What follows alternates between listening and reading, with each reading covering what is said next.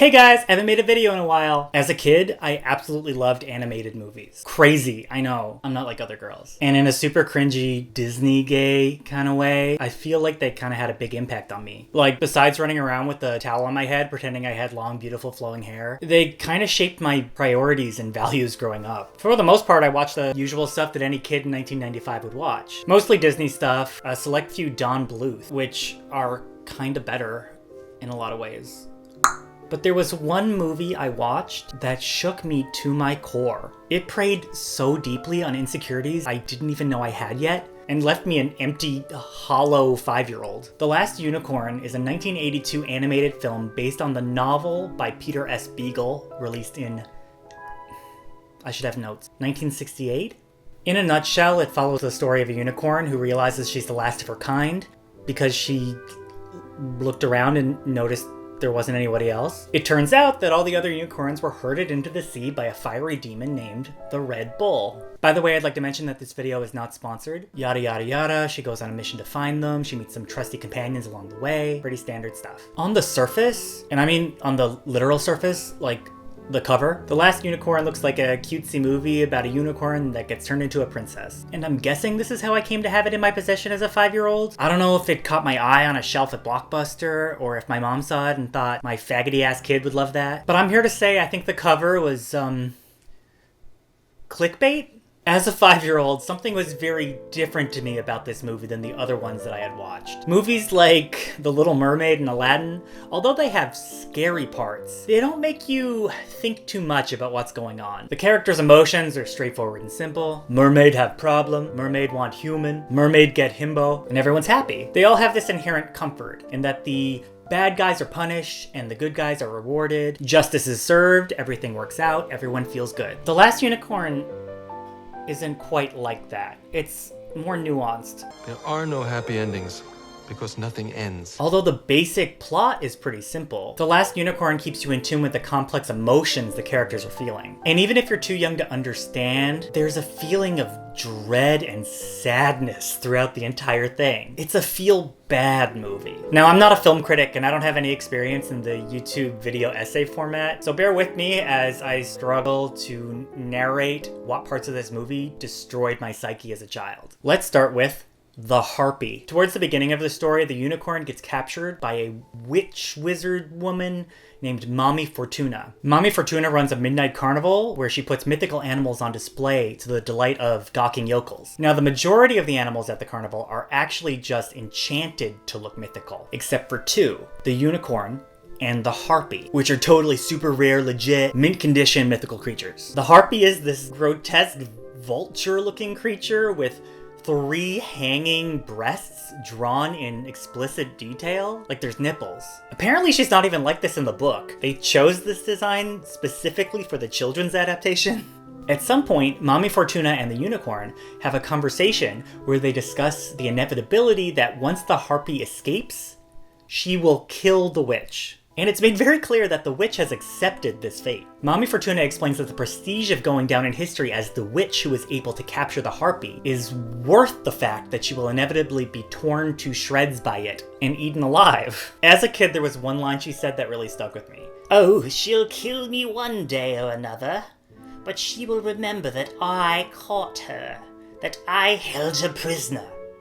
So there's my immortality, eh?" This is a little bit too much for my smooth baby brain. I remember trying to piece together why someone would fear irrelevance after death so much that they choose to be picked to pieces by a scavenger. Eventually, well, like 5 minutes later, the unicorn escapes and releases the harpy with her. Kind of a dick move. But here's the creepy part. The witch almost seems happy about it. Like, even though she's about to die horrifically, she's thrilled about the fact that the harpy wasn't able to escape by herself, and that she needed the help of the unicorn. "Not alone! You never could have escaped alone!" The next shot we see of Mommy Fortuna after this is the harpy picking at her corpse.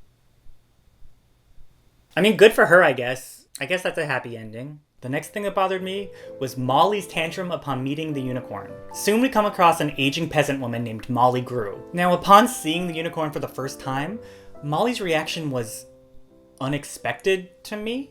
Instead of feeling wonder and awe like we've been taught to expect, she screams, "Where have you been?" and scolds the unicorn for not visiting her in her youth. "Where were you when I was new? When I was one of those innocent maidens you always come to? How dare you come to me now, when I am this?" And then she falls to the ground and sobs. This character is probably like maybe 40 years old. And the message I got was, damn, youth is important, huh? Like, old age must suck if she's this upset about it. Like, I definitely understood that the character had considered her life to be wasted. And she views herself as like a withered shadow of what she used to be, or of what she could have been if the unicorn had come to her earlier. But then she gets over it in like 20 seconds. It's time for us to go now. I'm ready. Number 3.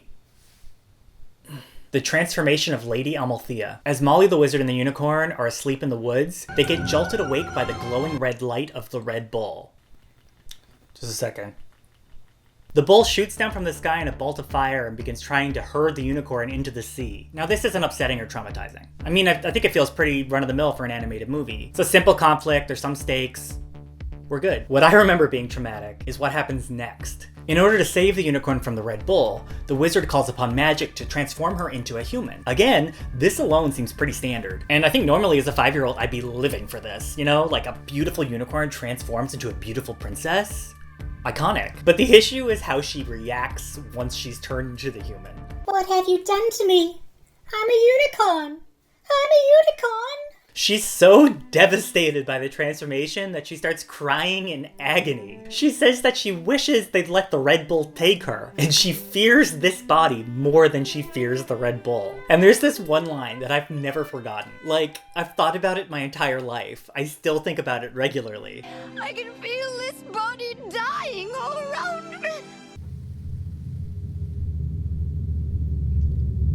But I'm a human. Is my body dying?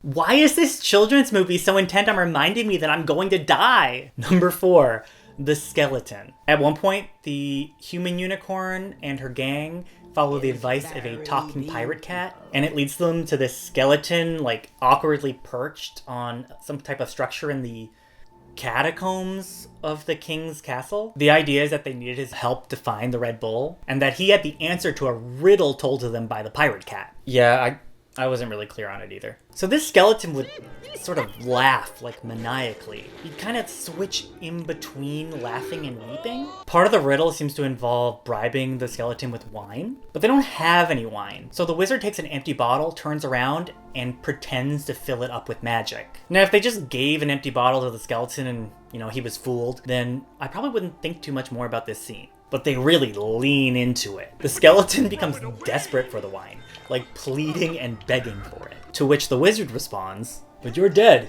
You can't smell wine. Can't taste it." And then the skeleton says, "But I remember."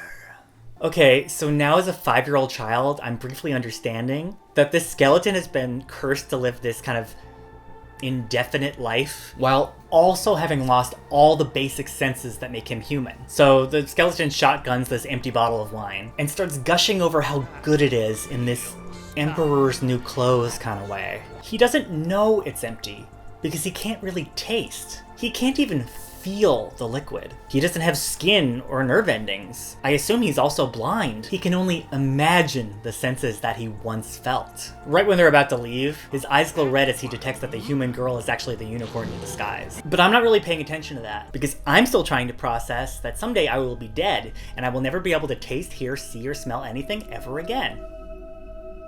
So a whole bunch more stuff happens. She falls in love with the prince, gets turned back into a unicorn, stands up for herself, and fights the Red Bull. Spoilers. All very good fairy tale stuff. But the icing on this nightmare fuel cake is the final message that the unicorn chooses to depart us with. She says, "I have been mortal, and some part of me is mortal yet. I am full of tears and hunger and the fear of death, although I cannot weep, and I want nothing, and I cannot die. I am not like the others now, for no unicorn was ever born who could regret. But I do. I regret."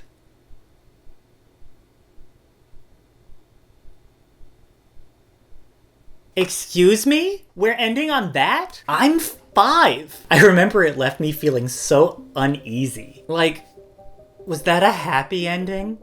Is the unicorn okay? I'm human. Do I regret? Part of me wonders if this movie is where I first formed my fear of growing old and dying. But God knows I would have just got that from somewhere else if not this. These are actually just the big points. There were a lot of small things in the movie that bothered me too. Like the wizard enchanting life into a tree that got sexual gratification by crushing him with her giant breasts. Or King Haggard, just in general. Yes. The sea is always good. And don't forget the worst animated duet in history. That's all I've got to say. Now I know the way. That's all I've got to say. God bless Mia Farrow. She tried. Seriously though, I think it's a really mature and thoughtful movie with interesting themes and metaphors. I think if I watched it when I was a little older, I'd be able to digest the messages instead of interpreting them as just like pure terror. Like Molly meeting the unicorn for the first time and being upset was a lesson. Don't wait for things to come to you. You have to make life what you want it to be on your own. And King Haggard capturing the unicorns because they brought him happiness and he wasn't able to find happiness in any other way. Imagine not being able to find happiness. Couldn't be me. Can't relate. Is a lesson about how happiness can't be achieved through physical possessions and that it has to come from within. Didn't we just hate that lesson? I want to buy happiness. And the speech the unicorn gives at the end is a lesson about just human emotion. To feel love, you have to be prepared to feel pain. They go together, and what the unicorn is really saying is that she's grateful she got to experience love, even though it came with pain. And the animation is just fucking beautiful. It really resonated with me as a kid. But goddamn, I don't recommend this if you're 5. Anyway guys, if you like this notification, don't forget to smash that video, follow my like, and hit the upvote, and notified when the next time I make a new video. Nailed it. Yes. The sea is always good.